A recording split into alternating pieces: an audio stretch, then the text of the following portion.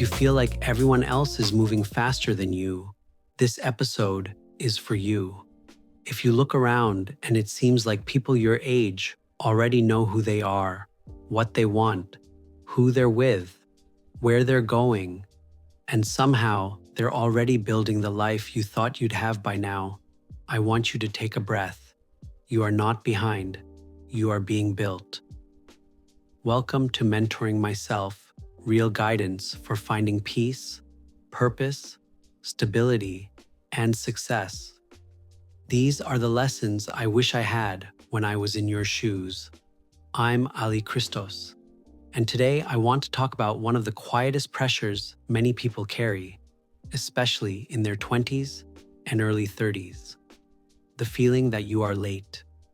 Late to success, late to money, late to love, late to confidence, late to purpose, late to becoming the person you thought you would already be.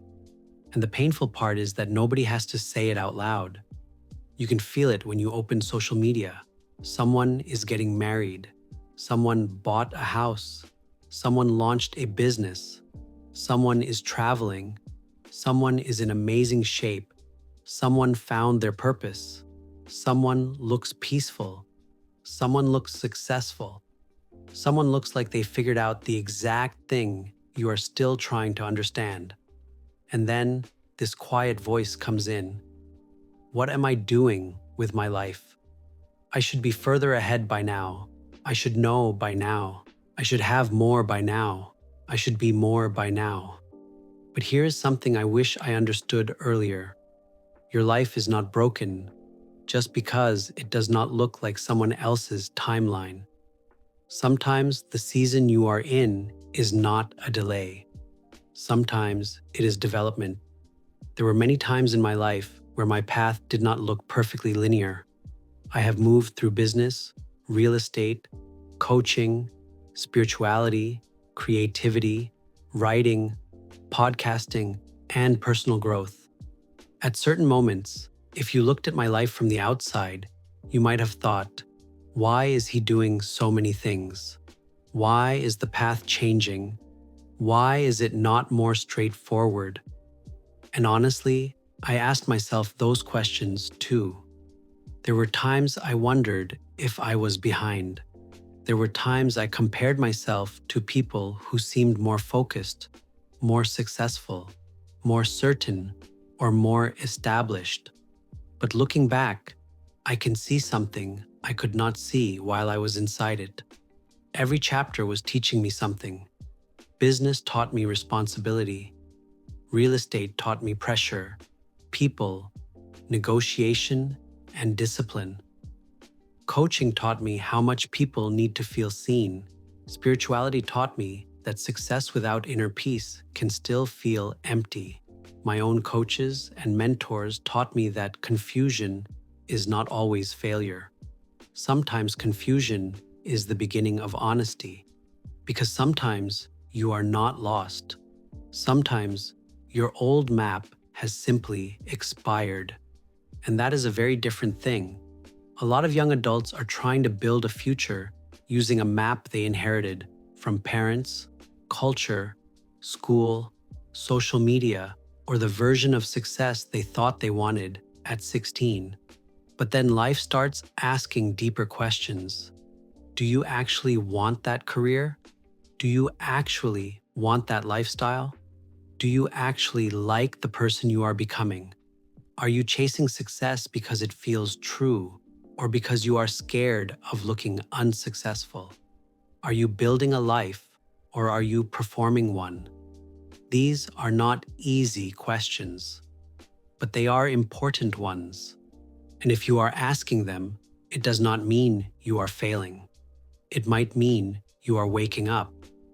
The problem is that we often mistake uncertainty for weakness. We think, if I were confident, I would know exactly what to do. But real life does not always work that way. Sometimes confidence comes after movement, not before it. Sometimes clarity comes after trying, failing, adjusting, and trying again. Sometimes purpose is not discovered in a lightning bolt moment. Sometimes it is built slowly through experience. So if you are in a season where things feel unclear, I want you to stop calling it failure. Call it formation. You are being formed. You are learning what matters. You are learning what drains you. You are learning what gives you energy. You are learning what kind of people bring out the best in you. You are learning what kind of success actually feels peaceful in your body.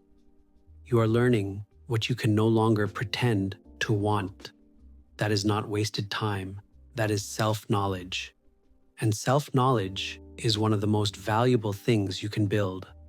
So here are 3 practical things I would tell you if we were sitting together and you told me, Ali, I feel behind.